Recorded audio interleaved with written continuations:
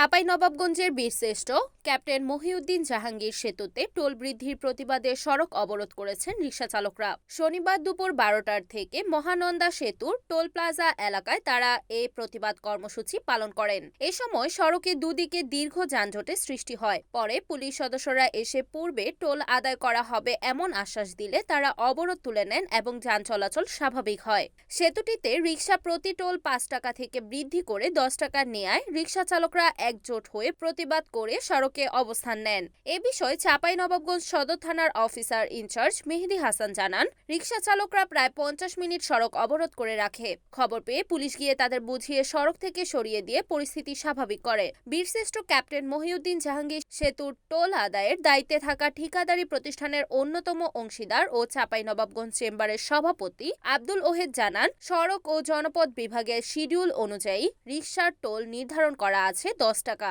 আমরা নির্ধারিত হারে টোল আদায় করছিলাম। রিকশা চালকরা এর প্রতিবাদ করেছে। বিষয়টি নিয়ে আমরা রিকশা চালক সমিতির নেতৃবৃন্দের সাথে আলোচনায় বসে একটা সমাধান করব।